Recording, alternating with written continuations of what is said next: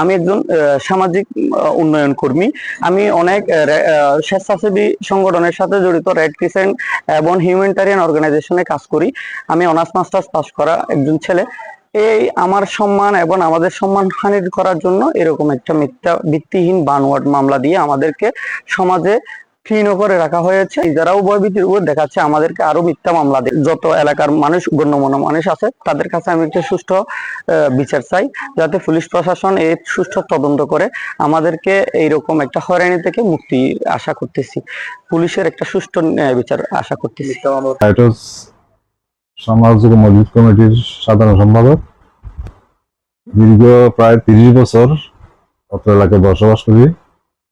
30 বছর আমার আসার পরে ওদের জন্ম, অতএব ওদেরকে ছোটবেলা থেকে আমি দেখতেছি ওরা খুবই ভালো, ভদ্র এবং নম্র, সর্বদা সবাইকে সম্মান করে।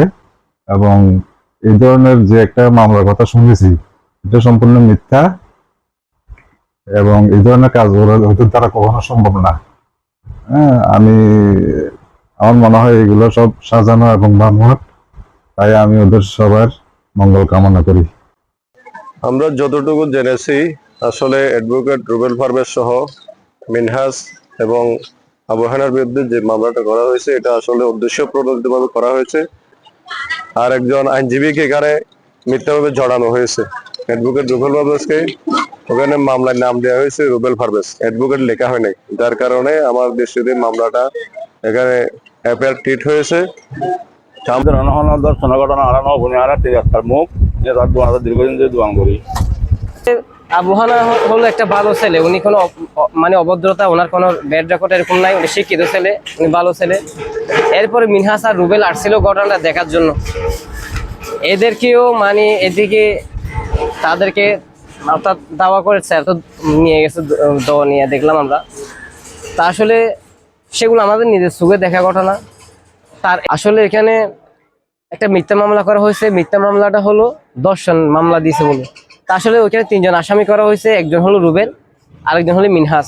আবহানা আছে না, আবহানা মানে কি ওই দিক থেকে আসতে হবে কইতে, মানে এখানে কি হয়েছে, মানে কি হয়েছে, তোরা বাইর, ওরা আমি বাইর করে দিচ্ছি, তোরা বাইর। পরে ওই লোকটা বাইরে গেছে, ভিতরে ঢুকেছে। আবহানা মানে ওদেরকে মানে বলতেছে যে সর এভাবে বলছে। পরে মানে ওরা বাইরে গেছে, বাইর হচ্ছে না। তারপর আবহাওয়া মানে সঙ্গে ঝগড়া লেগেছে, ওইটা দেখছি। না দর্শনের কোনো কিছু দেখিনি, মানে ওইরকম ব্যাগ সন্দেহের কোনো কিছু দেখিনি। ওই যে মহিলাটা চাকরি করতো, ওনার হাজবেন্ডের ওই দিক থেকে মানে কি আনতেছে, ও এদিকে ঢুকে গেছে, এটুকু দেখছে।